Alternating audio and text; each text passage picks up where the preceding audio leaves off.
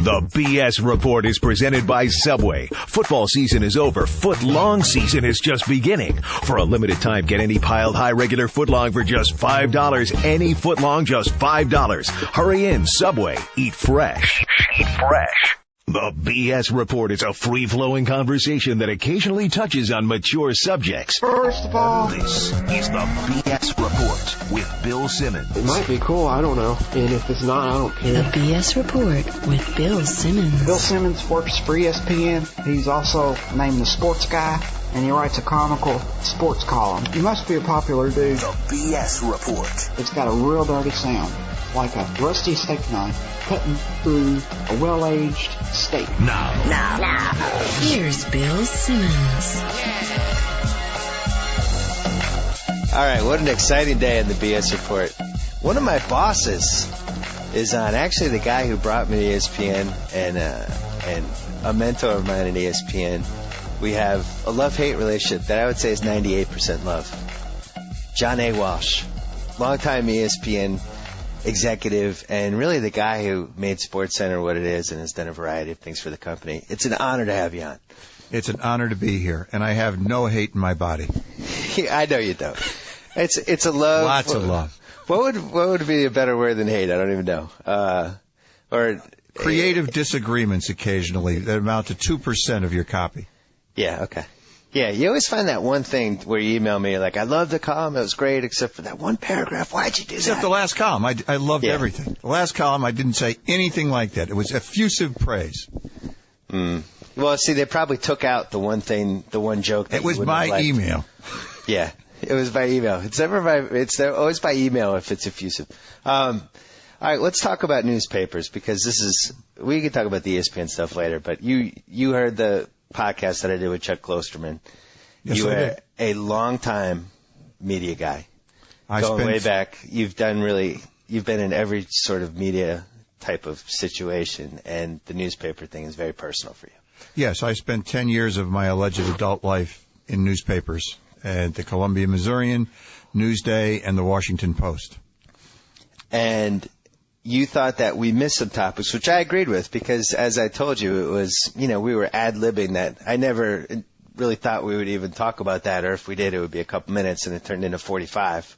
And we talked about some of the factors that put newspapers in the position that we're in. I think the three we mentioned were unions, the immediacy of the Internet, and the ad sales, how everything's moved to Craigslist and stuff like that. But as you mentioned when we talked about it, there's 6, 7 more factors that we should talk about. Well, those are minor concerns to me. They're small things, and newspapers have had a great lifetime. What other business has had a 360-year run?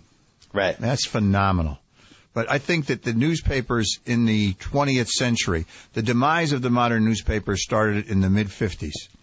And if you take one fact, that in 1960 to 2009, the American population increased by 63%. During that same period of time, American newspapers' circulation decreased by 3.7 million. Wow. And it happened for a reason. Once the baby boomers came into some sort of maturity, some would say in those early years a great deal of immaturity, and established the counterculture revolution, the powers that be and the status quo in newspapers decided that it wasn't anything to cover only very much, but just occasionally. So basically, it began the biggest swings and misses in the history of modern media. They swung and missed the counterculture revolution. They swung and missed rock and roll. They swung and missed sports on cable. When USA, TBS, HBO, and ESPN came into existence, the sports pages in daily newspapers did not change. They swung and missed talk radio. They swung and missed the coverage of technology and computers. They swung and missed the age of wealth on Wall Street. They swung and missed covering the Internet. And now they're determined to not swing and miss when it's their own death. They're burying themselves very comfortably. Wow. That was extensive. I agree with Well, I everything. believe this, that the population went up, and people running newspapers decided we know what people want. They didn't monitored the behavior of people, and all of a sudden people stop reading. I have 2 children in ages 26 and 23, and in my house, I can't remember when they picked up a newspaper. When I thought there was a story they'd like, I handed it to them and said, here, you might want to read this. Yeah, I think, as you said, the arrogance of the newspapers is that we're fine. We don't need to do that. And, I remember when I was working at the Herald, I pitched them a weekly fantasy sports column. And this was like 1994, 1995. It's like, hey, this fantasy sports, it's really coming on. And they wouldn't even consider it. It's like, really? Fantasy sports? Get out of here. It was like, that was the attitude. And that's, that speaks to your point of things were happening culturally. The newspapers they just weren't picking it up. They thought if they think the mindset is if we cover it once, we've covered it. It's not really worthy of a beat. What's really important in the newspapers is the ROI. And that ROI, return on investment, has to be 30%, 35%. And it starts to shrink. Oh, we got to cut staff. The way the papers were run, they didn't understand. It killed me. I had an opportunity to go back into the newspapers when I decided that I was going to try another profession. I was out of work in 1983 and had a couple of offers from newspapers and said, you know what? I've done that for 10 years. I don't see it going anywhere. I've got to try something different. Mm-hmm. Because I knew that they were just stuck. They didn't know how to make a big move, a bold move. For instance, with the internet, Bill. I'll look at the internet right now, and newspapers, I believe, for the most part, think that the internet is an electronic newspaper. They don't think it's a different being. They don't think that it's newspaper and news is definitely a commodity and a part of the internet, but it's not the whole experience of the internet. How many newspapers in the United States went to Silicon Valley, went to Austin, Texas, went to Seattle, Washington, or any other hub of internet activity and said, you know what? You guys know the internet. I'm hiring the best person out of this culture, and I'm going to have them run the newspaper's internet site. Had they done that, we would be looking at a whole different... The newspaper that would do that and would have done that in the late 90s would be so far ahead today. Well, I'll tell you, because I was there on the internet from 97 to 2001, which was really when everybody was trying to figure everything out. And the people that were landing on the internet in decision-making roles were basically people that had failed at newspapers and magazines. There were people that didn't have a lot of other career options, and the internet people obviously didn't know what they were doing. So it was like, yeah, well, let's roll the dice on this guy. He worked here and here. And the people who they were rolling the dice on were saying, yeah, I'm going to roll the dice for this internet thing. And I think that led to a lot of maybe the decisions on the internet that weren't that good. Like you look back and what was really making it in the late 90s from a news site standpoint, not really. Even our website, I don't think was really good until 2000. Well, you look at what's going on part of it was just kind of treading water to see what this thing is going to be.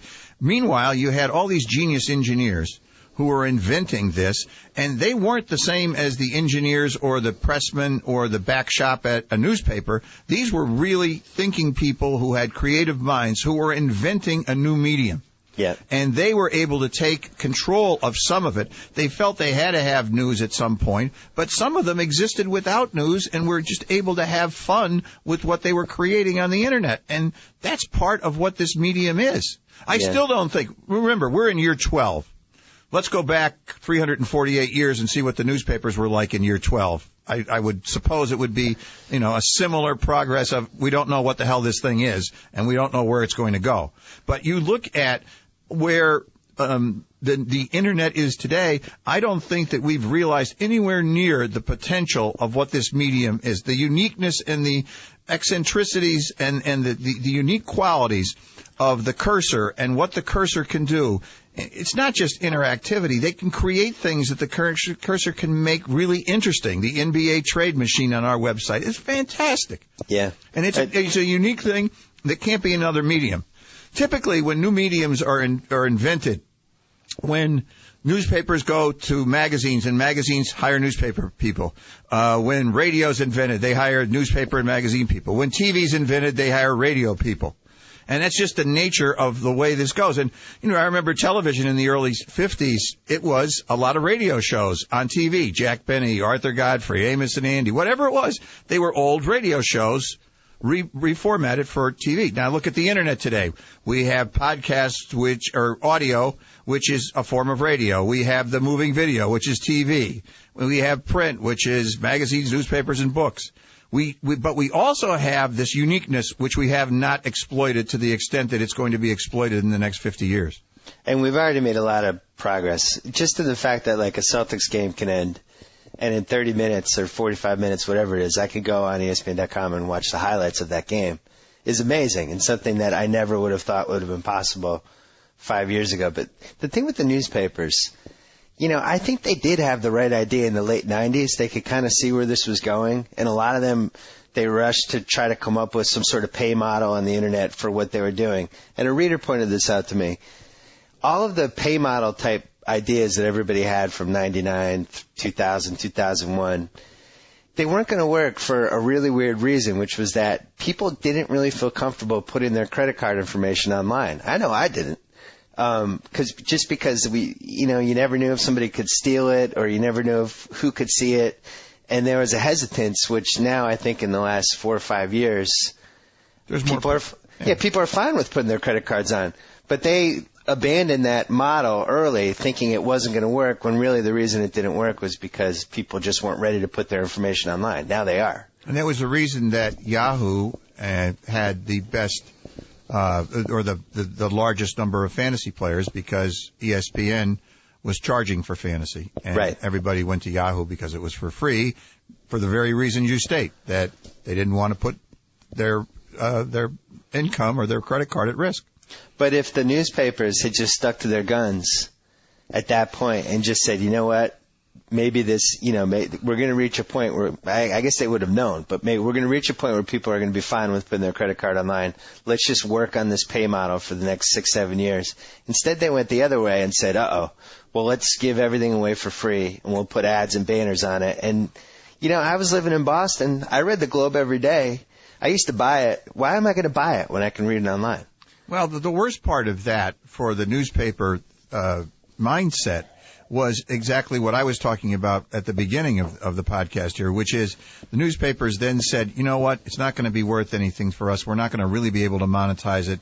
It's chicken feed here, which we're getting for our ads and our banners. So we don't have to put our best people there. We don't have to break stories there, and we don't have to invent something new. So therefore, they didn't have any amount of resources or any way to say, you know what, this is a whole different medium. I don't understand why people don't do that. It makes me crazy that people don't recognize the unique qualities of a new medium. Well, they look down on it, which was the other thing. I remember even like late with my website, when I was getting like 15,000 readers, there's still the attitude was, oh, he's online. Oh, I had no legitimacy whatsoever because I wasn't in a newspaper. And I think that arrogance really came back to bite them a little bit, because as the online thing was taking off, the newspapers realized really late that they needed to get involved. And their idea of getting involved was basically, all right, we're going to have blogs. We're going to have our beat writers posting quick stuff from Fenway. And meanwhile, the way they really could have beaten the internet was by just beating them with better writing and better reporting. Instead, they went the other way and tried to emulate what the internet was doing, which is a huge mistake. Well, there is a great deal, a part of the American character that is uncomfortable with change, whatever that change may be. In the early 80s, when cable TV took off and their show started, SportsCenter. I wasn't working at ESPN. Let's get the record clear here. I was not here for the first 8 years of ESPN. And I was watching the SportsCenter every night. For me, as a sports fan, it was, I died and went to heaven. Yeah. I no longer had 3 minutes. And if there was a snowstorm, it was 2.5 minutes because weather took up too much time. But when it got to, I got 30 minutes of sports and highlights and all the stuff that I want. And SportsCenter just kept getting better and better and better. I came here in '88, and SportsCenter was darn good, but we still continued, I thought, to get better and better. And a couple of sports editors called me, and they said, you know what, we got to watch you every night because we got to think about our section the next day. They didn't really think about the section, and even to this day, there is no need for a game story. There is a way to radically look at a sports page and change it completely and make it much more interesting than it has ever been. But you're just stuck with the status quo. And I cannot understand that kind of thinking where you can't be radical and look at something that's right for the age in which you're living and more contemporary for a contemporary audience. Well, don't you think that the failure of the National, like if you're just talking sports sections, the fact that the National failed so spectacularly kind of made people think, well, maybe we shouldn't take chances? Well, I think that the National was such a big deal, and yet the National did not understand the mentality of a sports fan. The same way the newspapers don't right now even understand the mentality of the Internet. Because of the box scores. You can get the box scores on the Internet now. You could not get all of the box scores. And you talk about fantasy sports taking off around 1988, 89, when in the early stages of it. You wanted all the box scores, and you couldn't get them. And there's no way a newspaper is going to succeed. The Wall Street Journal has now started a sports page. There are no box scores. How much readership do you think they're going to get with 2,000-word features every day, a little, predictions of tonight's games? And I look at it because I have to look at it. It's part of my business, and I want to know what the other guys are doing. But there's no box scores. Well, and I remember when the National came out, they put so much thought into who they were hiring, what they were going to do. Great staffing. It was really such an unbelievable paper. I thought it was an extension of what you started at Inside Sports, but it was a daily version of it. A daily version of it. And we have 5 or 6 staffers who when it folded, we scooped up and hired at ESPN. In fact, the person who runs our newsroom, Vince Doria, was one of the top editors at the National. So they had this awesome idea, and the reason it didn't work was a really dumb reason that you look back and you think, God, how did they not know that? But it was because of the way they printed it, they couldn't get the box scores, the late box scores, or even like the mid-range box scores in the paper. I couldn't understand it because USA Today figured that out. USA Today figured that out in 1982, and they got it right. And they were America's national sports paper. And I think part of the reason that the National failed is because you were comparing it to USA Today. And the National was superior in so many ways for photography, for layout, for features, thoughtfulness, columnists, all those things. But USA Today just, they beat them into the ground because they do enough to have the box scores. When a lot of people don't know this, the reason that we connected pretty early was my favorite magazine growing up was Inside Sports. The original Inside Sports. The original Inside Sports, not the reconstituted Illinois one in the late 80s. Not the flashy one. No, the one that actually had real writing and good writers. And I think, what was it, late 1979, 1980? We did a test issue, and this is an interesting fact. We put out our test issue on September 10th, 1979, 3 days after this crazy idea was happening in Bristol, Connecticut, that they were launching an all-sports network, 24 hours of sports. Wow. And that was the worst idea ever. 3 days later, we went to press with Inside Sports. Wow. And then 1980, we got the go-ahead in November of 79, and we launched our first issue in April of 1980 with Nolan Ryan on the cover because he had accomplished something no other athlete had accomplished to that time. What was that, Bill? $1 million a year? Yeah, you got it. You got it. Look at that. The man can answer trivia questions. That's why he can host this show. Yeah, but I also have all the old Inside Sports. Oh, so they're in my garage. You're looking at them now. Anyway, it was for a young writer. You can't ask for a better magazine than Inside Sports because every issue had 4 or 5 unbelievable pieces. As I've told you, and I've even written about, you had the Pete Axtell gambling column, which had a profound effect on my life. We did 33 issues. And I'm reliving this a little bit now. We just hired about a year ago Bill Knack, a wonderful writer from Sports Illustrated, probably the most literate and best horse racing writer of all time. Yep. Anyway, Bill, I had worked with Bill at Newsday in a previous lifetime. Both of us were there, and I was Bill's editor when he wrote a sports column. And, boy, I wanted to steal one writer from Sports Illustrated, and Bill was my guy. Right. And I worked my tail off recruiting Bill. And finally, Bill did not have the nerve. He did not want to take a risk. And he said, I got 4 kids, John. I'm not going to do it. I'm sorry I can't do it. So, but talk about the first staff you hired had some amazing names on it. But no, hold on. I got to finish this story up because this is a good one. So I thought it was done. No, we sucked it up and we didn't have Bill Knack. I kept the spot open, and I'm on vacation in Philadelphia, and I'm reading the papers. I said, man, this guy's a pretty good writer. He's covering high school. He's covering football. I went back and said, give this guy a chance. Give him a chance to write here.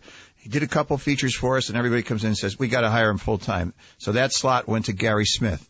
Wow. As our first staff writer, replacing what would have been Bill Knack. So it was like a Wally Pipp thing. It was unbelievable. It was unbelievable. So you had Gary Smith, you had Kornheiser. We had Kornheiser, we had Roy Blount Jr. Ira Burkow did some stuff for us. Diane K. Shaw. Boy, you're getting. I got to think of Roger Director. He did some really good stuff for us. I thought there was a couple more columnists, wasn't there? Yeah, there were. There was Mike Ruby from Newsweek was our business writer. We had the Elias Sports Bureau with Steve Hurt, which he had just graduated from Fordham. He did our first creative statistics called By the Numbers page. Right. Didn't you have Thomas Boswell? Yes, we had Tom Boswell from the Washington Post. We had Ken Turan from the Washington Post. Well, Inside Sports was published by Newsweek, which was owned by the Washington Post. And I had worked at the Washington Post, and the sports editor was very kind to allow us to use writers from the Washington Post sports section to give them a couple pieces a year, which was a lot of fun because, Boz would, create new things. We had a wonderful humor writer named Louis Grossberger who did a fictional letters to the editor. Yeah, I remember that. And that was... Well, why didn't it work? I mean, this was my favorite magazine as a kid. I loved it even more than Sports Illustrated, which I loved almost as much as anything. And within 3 years, it was gone. It was a bad time in the economy. So it's a little like now. Yeah, it's a little like now. There was a little risk aversion. The Washington Post company's stock price was going down. The people at Time Inc. who were selling Sports Illustrated, they gave a big hurrah because they thought we were like 6 months from cracking it and going over the top. The one business thing that we did not do, and we could not sell on newsstands to the extent that we thought we could. We thought we could do a lot of local covers. Turned out it wasn't cost effective to do that. And when we didn't sell on newsstands, subscriptions are expensive to get. Newsstand is a lot of money drops to the bottom line. So, as a result, we were losing. Oh, I forget. Oh God. We lost, I think, something like, $12 million. Oh. And, but we lost that in 3 years. Sports Illustrated lost that in about a dozen years when they launched in the 1950s. Yeah. And the Washington Post hired a new CEO, CFO, and he came in and he just said, turn this thing around in 2 months or I'm killing you.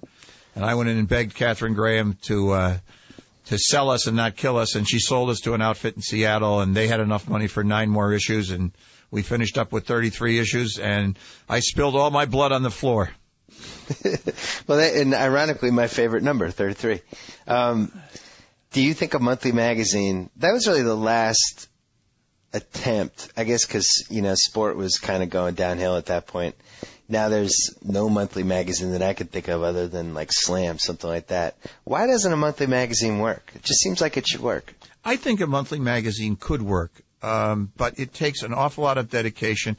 Actually, what's going to happen now for the weekly magazines, the proposition for weekly and biweekly for both our magazine, ESPN magazine, and Sports Illustrated is they're going to be taken out of their game, and they are going to have to become what in effect are monthly magazines, because they're going to have to cover sport in a different way than they've ever covered it before because of what the internet means. Well, hasn't ESPN, the magazine, always tried to do that? They always try to look ahead. We have to go further. We have to go further with it because these things are happening so quickly on the web. There's so much material that's out there, and sports has changed so much. Since I've been at ESPN, when I started here, there was one sports talk radio station. We now have 700 alone, 325, which have ESPN as part of their letters. Yeah. The internet is, the internet was nothing. It was 5,000, 25,000 people in the early mid-'90s, and we now have, on a monthly basis, 22 million unique users.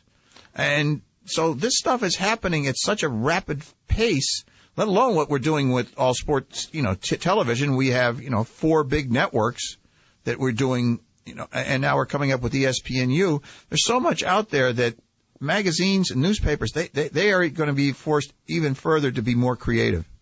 And the stories are getting digested, consumed, and spat out before a magazine like Sports Illustrated can even get its issue out. I think you run great risks. You run great risks of doing something that has any sense of a time factor involved in it. Well, for me, it seems like a monthly magazine makes more sense than a weekly magazine to me at this point. Because in a monthly magazine, you could do all big picture stories and creative stuff. And in a weekly, I couldn't do that. I'd rather just read a website. But you're right. But I see what I'm saying is that you have to take the New Yorker is a monthly magazine masquerading as a weekly. Right. Okay. You could take the Vanity Fair conceit of today and say, okay, I don't know that you have the disposition or the thinking or enough people thinking in the way that they're thinking about the way, a Vanity Fair, an Esquire, a GQ, Atlantic Monthly. There's a Bill, right now, forget the sports magazine field, in the magazine field, it's terrific. I mean, there are so many really good magazines. I don't know how much I can read, but I get them all and look at them and I get ideas from them and you try and read a couple articles in them. But these guys, they're thinking in a different way, and you can impose that. It's a way of thinking. It's not necessarily the timing of the publishing. And also, if you're really thinking smartly, the current issue of Vanity Fair, I just happened to be reading it last night. They have 4 articles on the economy and Bernie Madoff and Iceland, and they're all terrific. The Noel family. Yeah. I would throw New York Magazine in that mix, too. Absolutely. Because that's a weekly that I always read 2 things in there that I love that could have run in a monthly or a weekly or whatever. He's fantastic. Adam Moss is the editor. He used to be the editor of the New York Times Sunday magazine, and he started off doing a weekly magazine. It was a consumer magazine called 7 Days in Manhattan in the early 80s, right when Inside Sports was launching. He was just out of school. He's a really good editor. Well, where do you see ESPN the magazine heading in all this? Because this week we had the cover, half of it was a Gatorade ad, which I was surprised by. And yours truly was surprised as well. I think that we have to think what I'm thinking. You have to think about a new paradigm for the way sports are covered, because you can't do notes columns anymore because they're all gone. You have to figure out what your opinion pieces are. Like the column that you did this week, and let your audience know, I don't normally praise Bill effusively as I did for this column. Many people in Bristol think that I put him up to writing the column. But it's columns like that are examining things that people aren't aware of, that are making them smarter about the way they consume sports, think about sports, and understand the way sports is being thought about and played. That's what we have to be. I agree. That's what I try to do. And fail most of the time, but sometimes. Well, you hit a home run. Single. Enjoy the trot around the bases for 2 weeks. Yeah, I think I got to second base. That's about it. Yeah, it's interesting, and I don't know where it's going. I also think we have too many people. When I was trying to get a column from basically I graduated from college, I had this column that was very successful in my college, and I just assumed I was going to continue to have a column. And came to find out that it just didn't work that way. We had too few people writing about sports in the 90s. Now I feel like we have, too many. We have too many outlets, too many things to read. And it seems like it's becoming more sensationalistic. And people are just throwing stuff out and trying to prove it, basically. Well, I think the Internet in all regards, with respect to culture, whether it's the entertainment culture, the sports culture, even politics, that there is a hefty appetite for rumor.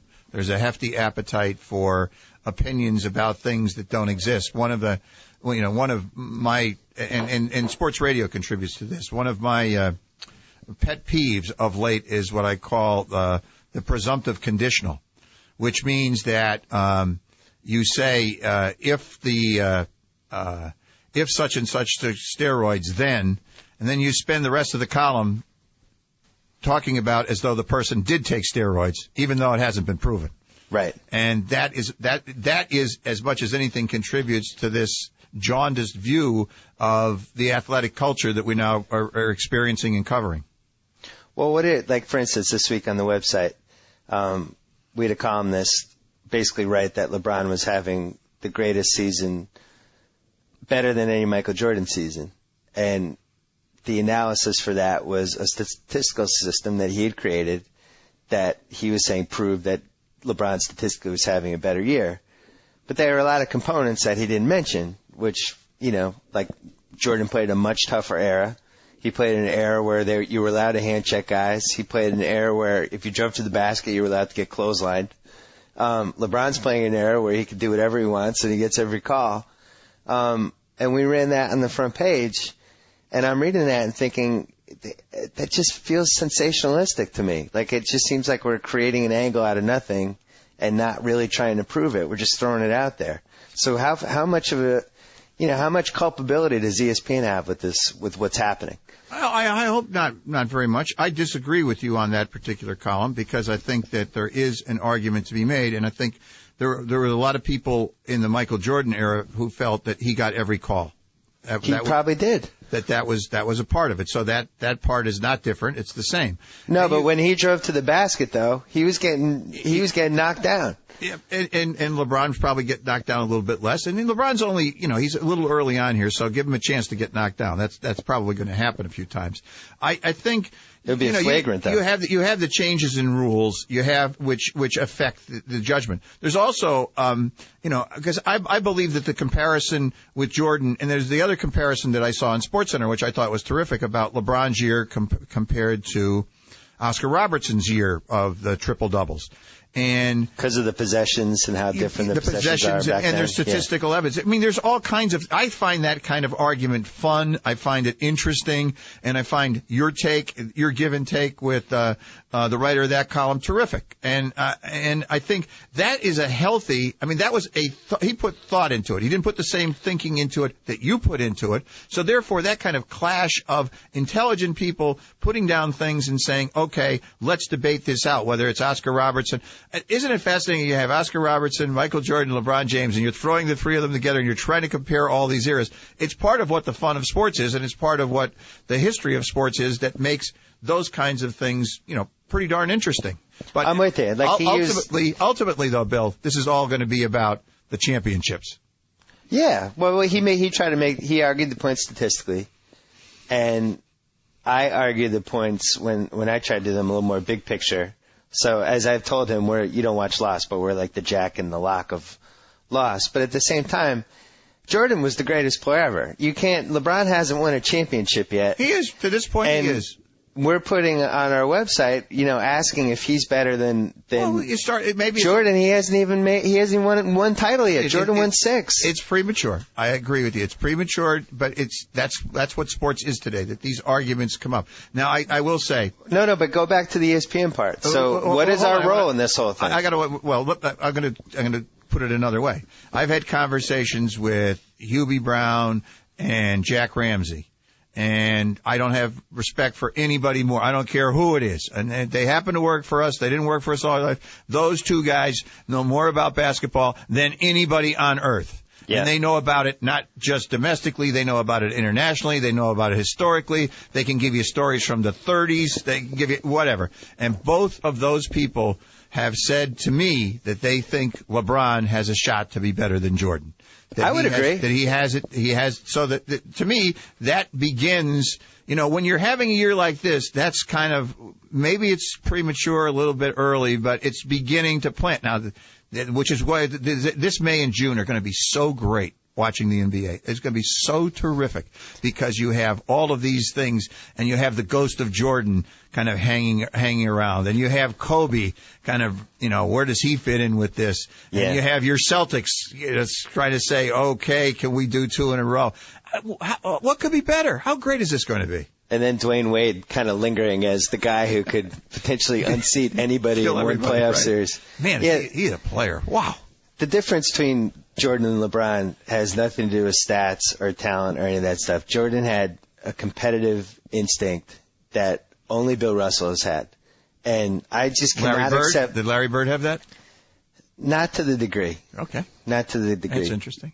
I mean, I think he had a large piece of it, and so did Magic, and so did some others. This is, a lot of what my book's about. But well, Russell had it very, very early on.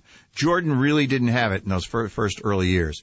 I would argue he had it to the point that it was detrimental. Yes. He actually hurt his teammates. He was so competitive. He was competitive mentally, but it was frustrating for him. It wasn't there.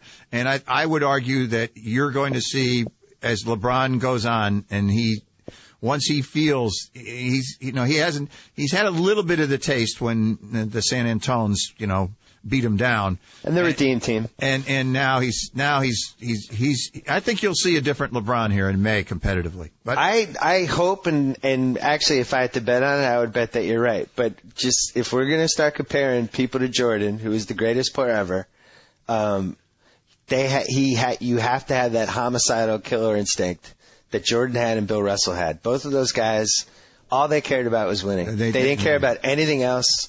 And boy, did they know how to do it. Russell, I mean, to me, Russell was, he was so much the best. And now he never gets mentioned because now it's like, oh yeah, he couldn't shoot. Meanwhile, the guy won 11 titles. The point that, you make about the tip balls and the rebounds compared to Dwight Howard and the way he did every little thing right. Everything. He was so good.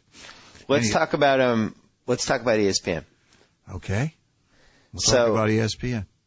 Explain to me why there's such a backlash against this company as a whole. Well, I think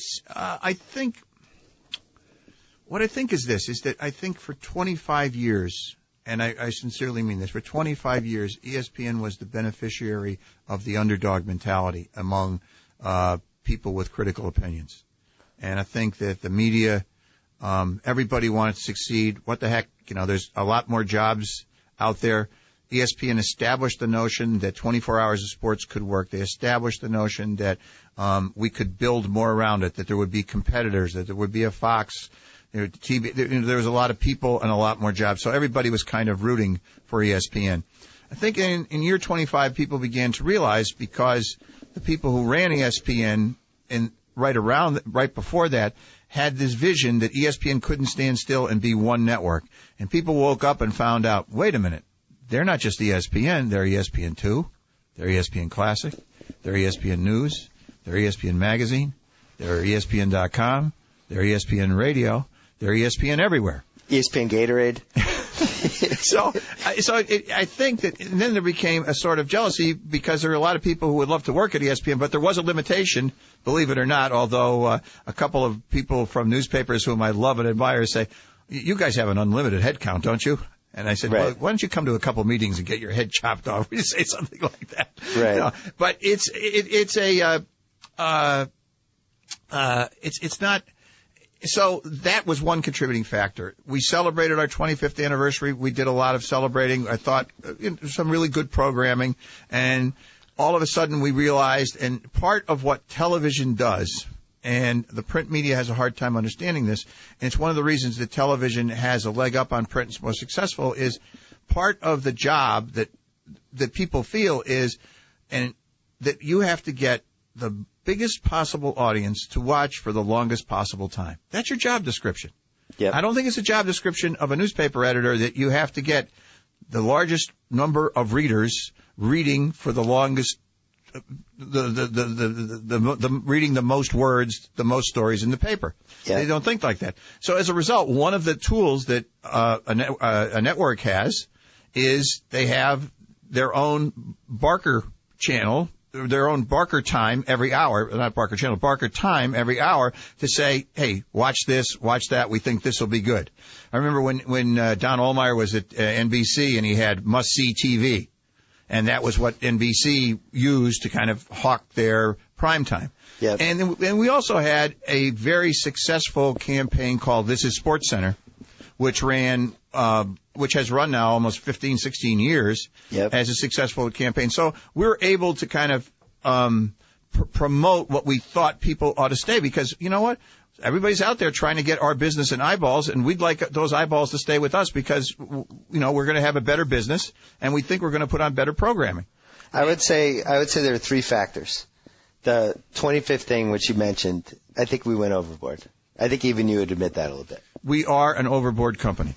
Second, I think the phone, for whatever reason, it made people mad. It was like, I think the real issue here, and I'd love to write a column about this, but I don't know if there's a way to write it for ESPN. I think it's when you retire, Bill. When I retire. Yeah. But I think Chapter 1.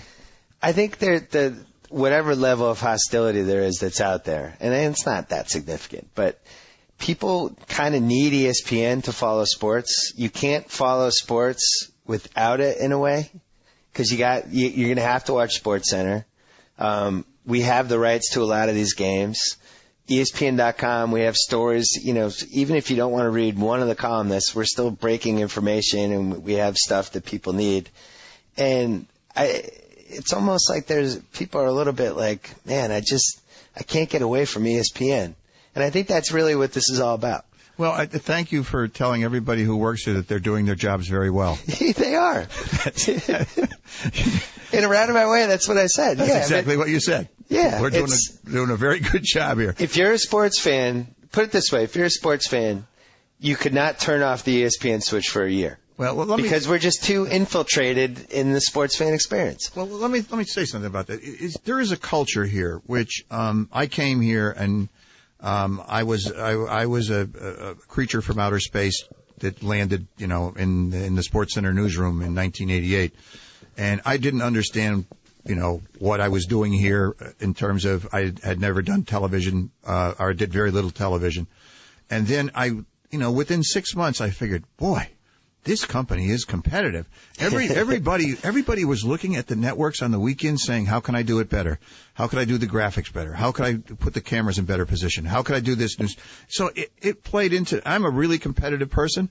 I loved it. I just love this atmosphere that let's be competitive. Let's do the best we possibly can. And tomorrow, let's be a little bit better than we were today. And that kind of culture and the culture of collaboration that is necessary when you have at this point, when you have so many mediums and so many people producing content, produces what inevitably is something that, you're proud of. You're saying, yes, that's what our job is. We want people to feel they can't live without us because we're good. We don't want them to feel that they can't live without us because we promote too much. We have to deliver the goods. We have to deliver the black magic. We have to deliver the greatest game ever played. We have to deliver the streak. We have to deliver PTI. We have to deliver Bill Simmons. We have to deliver we have to deliver that. We have to give them that kind of quality. If, and we have to keep inventing it. We have to invent the homecoming show. We have to invent what's coming up, the Sports Nation show starting in July. And you can't stop. And you have to be comfortable with failures. We've had a heck of a lot of failures here too. But the failures have made us better because we recognize it, we moved on, and we try to do something new again. It is the culture of our company that makes us that way. I like that you got in a couple plugs. Why didn't you plug 30 for 30? It's coming up. 30 for 30 is coming up. That's September. That's September. Yeah. So we got a while for that. I'm plugging Sports Nation because that's coming up in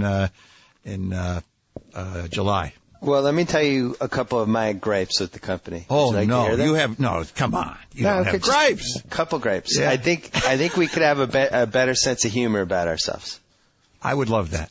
That's why the one place we do accomplish that is in those SportsCenter ads. This is SportsCenter. I think that's one place. I wish we could transport that to a lot. Actually, I mean the self-deprecating type of sense of humor. Yes, absolutely. I agree. Well, why don't we have a more self-deprecating sense of humor? Humor is a hard thing.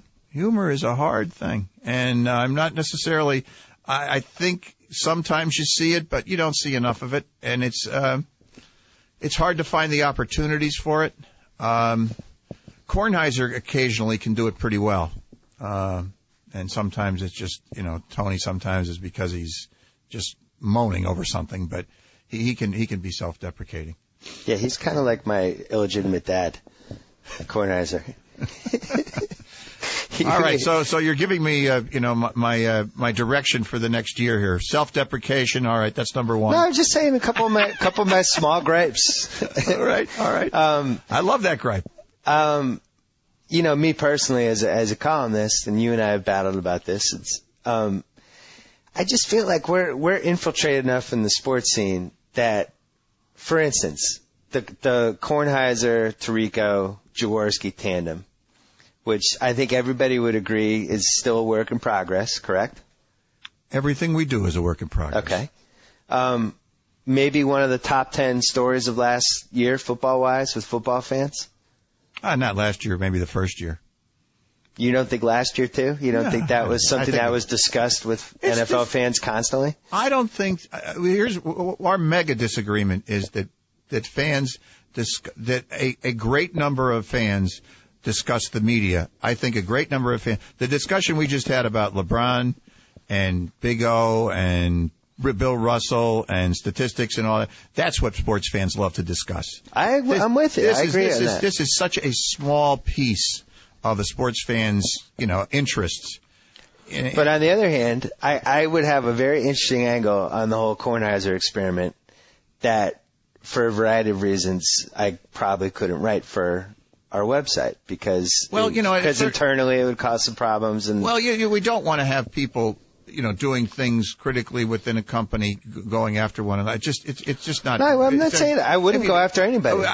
You did a really good column on the 35th anniversary of Monday Night Football. Was that it? Yeah. That was a really good column on. Yeah, but because I consulted with you about it. No, but it was your idea and you wrote it. I gave you like 3 tips about what the coverage of cable versus over the air was, and maybe you ought to mention it. Those were right. Minor. There were things, and I think thoughtful things like that can be done contextually. Because for me, the Kornheiser, the root of the issue, and this is the same problem Dennis Miller faced, and I think. If I was the third man in the booth, not that I had the chops to do it, but I would face the same thing, is that fundamentally people watching a football game want to hear from people who played football or coached it. And anybody outside that realm, they just don't trust their opinion on anything because they know that nobody knows, for whatever reason, football is the only sport that either the people who played it and coached it have a whole other level of perspective versus anybody who didn't play it or coach it. And I think that's the fundamental problem is that. So why was Howard Cosell so popular and such a galvanizing point? Well, he was popular and unpopular. Yes. I mean, he was there were the polls where he was the most popular and the least popular. Yes, that's correct. But you can't argue that he wasn't very, very successful. You're talking about one of my favorite media people ever. Yeah, the difference with Cosell, I think, is that it was a different era. Well, that's a cop-out. No, I'm just saying it was cop-out, a different the era. 70s. Like some weird stuff happened the difference back between then. LeBron and Michael Jordan is it's a different era. saying the different era cop-out. Come on. No. I'm saying I don't think Cosell works today. Oh, I think he works marvelously today. No, I think I think that the extremes to which he might go might be a little out there, but he'd work great today. I don't Howard think Cosell, so. Come on. Who started talk radio? I think sports. Come on. But I think that's where his destiny would be. I think he'd have some sort of a radio show, and he'd be the host of the Sports Reporters, and he'd probably be the host of Real Sports.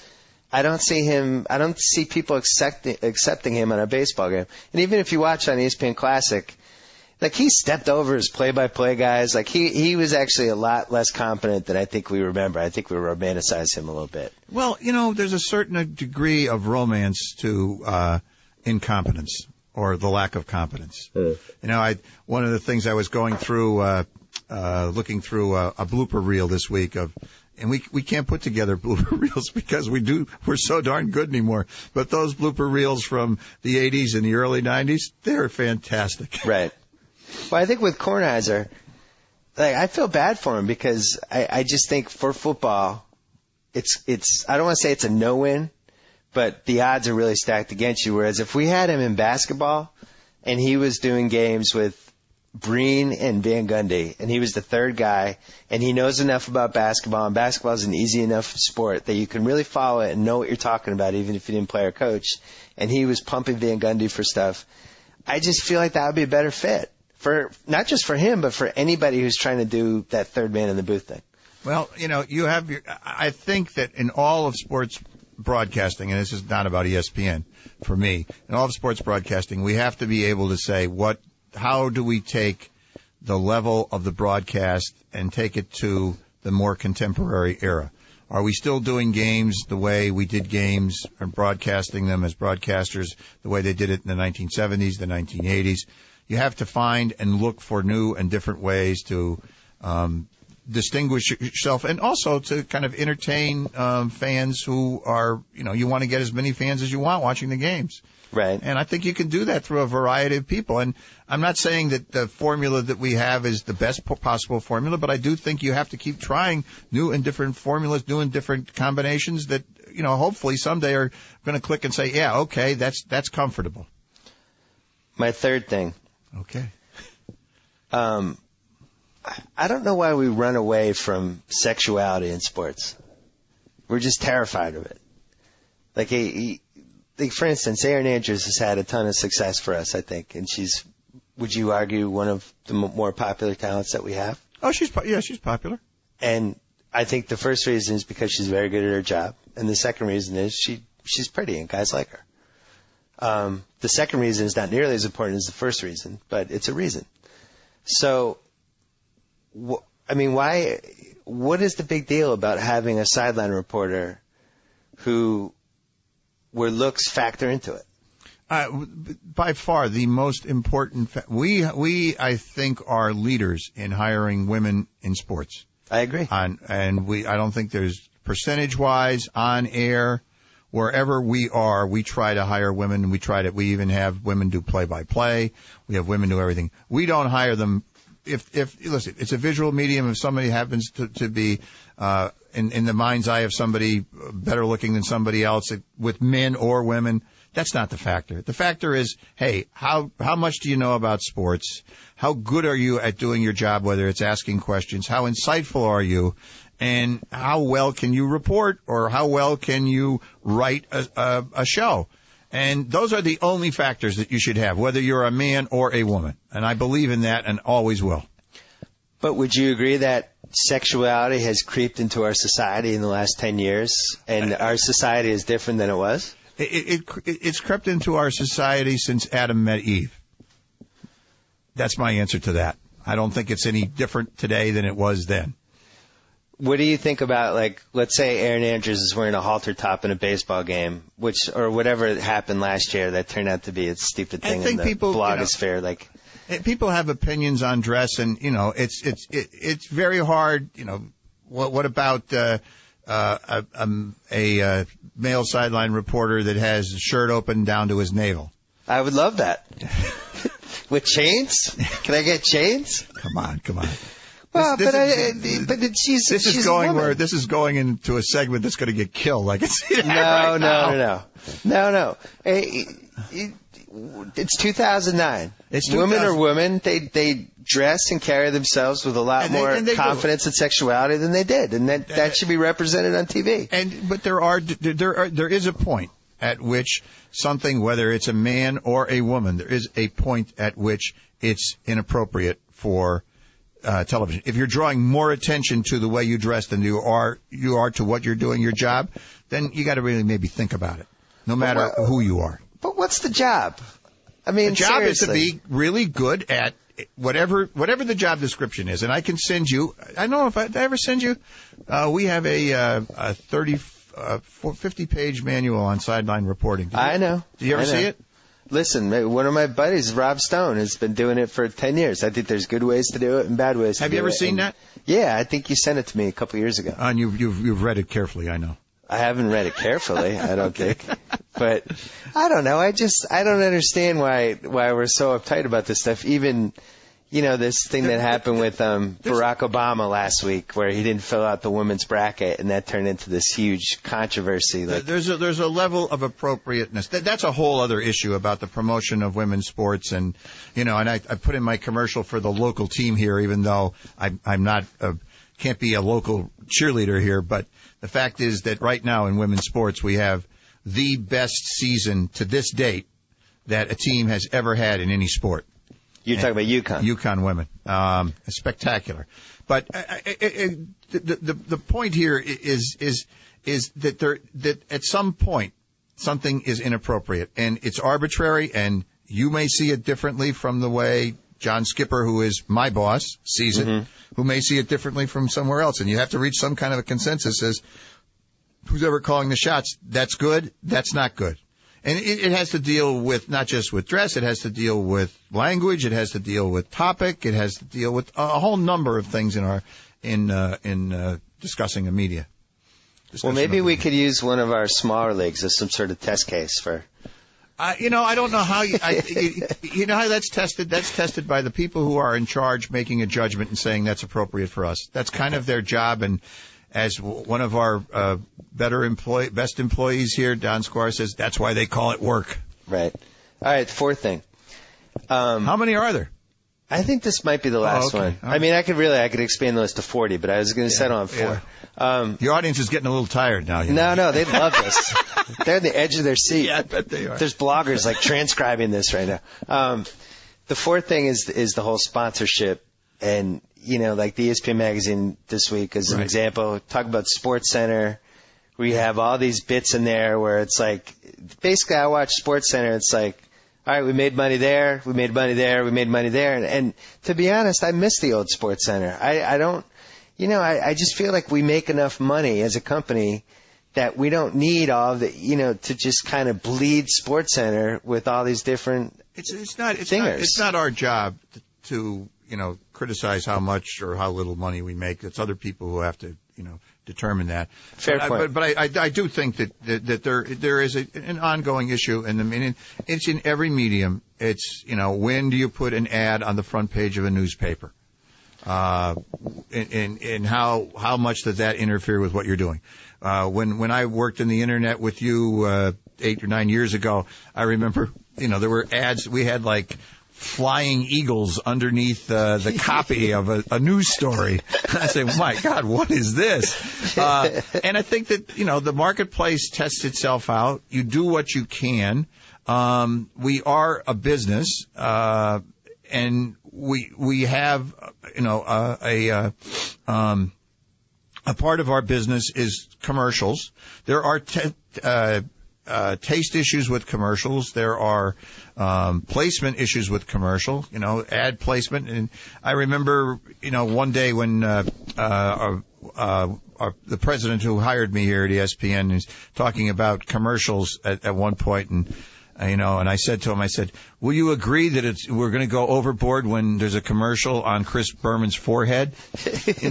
I mean, it's these things you constantly have to be, and the advertisers are pushing it with all different mediums, and the mediums that are not as so successful are going to make more allowances for more insertion into editorial content. The advertiser wants bonuses. The advertiser doesn't want to advertise now unless the advertiser is somehow more closely associated with the content, which it makes this very difficult. We have undergone, since I've been here, Bill, 3 or 4 different policies, which we've drawn up every 3 or 4 years to say where are we drawing the line? What are we doing here? We constantly look at it. We constantly look at the competition. And we even have people who have job descriptions who are responsible for the give and take back and forth with people who produce content and the people who are selling advertising about how can we make something work that's not going to infringe upon the editorial autonomy or independence of what we're trying to produce. So, I mean, I'm kind of just giving you the background of what it is, and it's every individual situation. Believe me, there are debates that are had. There are back and forths that go on. There's postmortems that go on after, things happen. And, you and I are on the side of, we grew up with a lot less of editorial advertisement insertion into editorial, but it is coming out, and you see it in different ways. I mean, whoever thought that the fronts of the New York Times sections would have ads? How many years did they go with that and decide not? You don't want to be caught where the newspaper business is today because they didn't do it early enough. John Walsh, brought to you by the Subway Fresh Take Hotline. John, that was a good segue. Yeah. Well, here's the thing. We're an entertainment company, we're a news organization, and we're a business enterprise. And we're all three of those things at the same time. And if you look at how much money ESPN makes as a company, obviously doing it very successfully.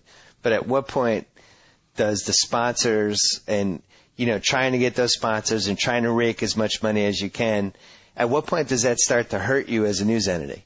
That's what you keep measuring it and saying, you know what, I can live with that, I can't live with that, and that goes on every day. That's part of the discussion. Just as, who would have ever thought, let's invent a 24-hour sports network that buys rights from leagues and teams and then does news coverage half the day that covers those leagues and teams critically and has a lot of commentators who give opinions that the teams and the leagues and the players are not going to like. What a terrible business that would be. That just sounds like an awful prescript for inventing a business. The fifth thing that worries me, fifth and final. Until the sixth comes up. Well, until I think of a sixth. No, this is the fifth and final. Okay, all right. We're really going to wrap this up sometime, huh? We're going to wrap this up. This is it. They're locking up the buildings here, Get Joe Mead some water and some oxygen. I do worry that, have you noticed that kind of secretly, quietly, we've gotten the rights to almost every sport? Well, there was a time at which a while back where we had the four major sports, and we sent Kenny Mayne when we had them all active in one day on draft day and across the country to go to all the sports. We've had this for a while, and we not to this degree though. Now you have college football, and yeah, now we you do, but we have basketball. we have a lot less golf. We don't have the NHL. We have a lot, but that's who we are. That's the company that we are. I like where we are. I'd like to have the baseball playoffs. I'd like to have football playoffs and the NFL. But these are reasons that you and I are doing this, and we're not out negotiating. There are people who get paid from the leagues, and there are people who get paid for ESPN for that's their jobs, and we're always happy to be the beneficiaries of it, and it's terrific that we do, and I'm glad we work where we do because we do have that. Do you worry though about your business partners with these guys, and you're also covering them objectively, and you have people writing and talking about them provocatively in the website, in the magazine, the radio, and sometimes that clashes. We saw it recently. No, it definitely clashes in places, and I think we spend a lot of time in the last couple of I'm the chairman of an editorial board that meets about once a month, and I was going to bring that up. We were going into our sixth year now with the editorial board, and we try and discuss these policies. We're a very self-critical company that kind of looks at these arrangements. One thing that I'm really proud of here is that we hired an ombudsman, and the last ombudsman got more critical praise than any other critic. So we actually hired our best critic according to our fans. You hired a critically acclaimed critic. Yes. How about that? You don't get that every day. Anyway, yes, we look at these issues on an ongoing basis, and we try and get the best possible guidance and direction we can so that we're able to do our jobs in a way that's fair and that allows for people to be critical, but that does not allow them to be personal. And we did we do some fairly critical stories. That Penn State football story that we did in the summer. Wow, that was a tough story. And look how Penn State came back, and they understood where it is. And sometimes I think, Bill, in some of these stories that are investigative and critical, I think it's there's a certain amount somewhere deep inside the people whom we cover who run these things say, well, it's not a bad idea for us to be aware of this and to pay attention to it, just as it's not a bad idea for ESPN to have a self-awareness of the things that we're not doing so well and we maybe should improve upon. I believe that's very helpful, and it helps all of us be better at what we do.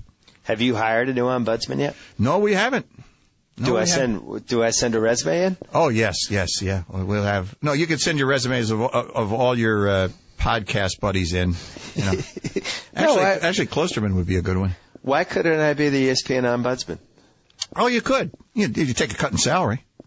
Why couldn't I do it on top of my column? Yeah, that'd be interesting. Yeah, that would be fun. Maybe I'll just write them on my own time and hand them in to myself. Yeah, and then you can publish them someday. Look, you've been at ESPN now 21 years. Yes, I have. So, what do you think has been the single biggest thing that has changed about the company from 1988 to 2009? The biggest thing by far is the expansion from a single network to a multimedia, multi-platform, multi-24-hour network company. With a campus. With what is now referred to as a campus. I know some cynical friends of mine say, please don't tell me you call it a campus. Well, what else are you going to call it? A compound? Like, it makes it sound like it's like David Koresh, the ESPN compound. Yeah, I think campus is the right word. Well, maybe we should have a contest. Campus is the right word for ESPNU. I like ESPN Campus. I think that's good. Okay. So what do you think the next 5 years hold? Give me 2 predictions and I'll let you go. 2 predictions in the next 5 years. In what area? For ESPN as a company. 2 things that you think will happen for us as a company that maybe people aren't totally seeing yet from the outside world. Unless that's giving away business secrets, which you don't have. Well, I think we continually look around to see what makes sense in our company and what's happening, whether it's international, which it took us a long time to figure out what the international paradigm is for our business, and now we've been very successful with it. I don't really have anything that I think we're going to get more diverse in our coverage of topics and areas of concentration because the world of sports is becoming more diverse in its issues that are popping up. I think we're going to be trying new and different. We have 3 or 4 new shows that we're in development with, and Sports Nation is the first one that's going to launch on July the 6th. Yeah. And I hope that, we continually look at the development of ESPNU is a large thing on our agenda, that we want to make ESPNU vital to every college student every day of the week to come in and watch it. And that's a big mandate for us. That would have been one of my 2 choices. In the next year. What's your second choice? No, I think ESPNU is going to really evolve. It's an idea that makes a lot of sense to me, and there's a huge void for it. And I could even see like an ESPNU.com, and there's a niche there. It makes sense to me. Yeah, I agree. I mean? And it's kind of like I spent a couple of years at Rolling Stone magazine in the 70s, and Rolling Stone had to make a. How did I not mention that? I don't know. The Rolling Stone had to make a decision at one point as to whether they wanted to get old with their audience or they wanted to stay young and turn over their audience and remain young. And it was a really easy business decision, which is the same thing for ESPNU. When we're looking at our target audience, we're looking at the college student who is a sports fan. And that's the target audience. We're not going anywhere else. We're not looking at the alumni. We're not looking at any other aspect of it. What did you decide at Rolling Stone? The Rolling Stone decided that we'd stay young and we would put, Gossip Girls on the cover or whatever the culture called for that was the youth culture. Right. Okay. Well, you're gonna have to come back next time to talk about Rolling Stone because that's like its own podcast.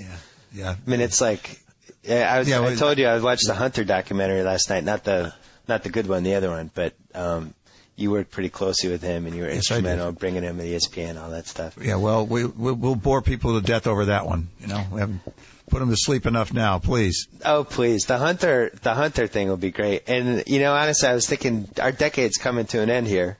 Is it 2009? It's going to come to an end while we're on this podcast, I think. Well, we're ending it right now. Okay. 2009 is the end of this decade, which will be called the aughts or the 00s. I'm an aughts guy. Yeah, I like the aughts. And I think my biggest single regret of the entire decade was not going with you to see Hunter, not realizing that he was going to die. But we had a weekend and it didn't work out. I can't even remember what the reason That was something that you should have experienced. Yeah, Absolutely. and I can't get over that I missed that. I can't either. There are 2 or 3 people. But you know what Hunter used to say when I'd say, and he would finally grant me exceptions, but I'd say, Hunter, I want to introduce you to somebody. Can't do it. Why is that, Hunter? Somebody else has to die first. He had a waiting list for his life? Yeah.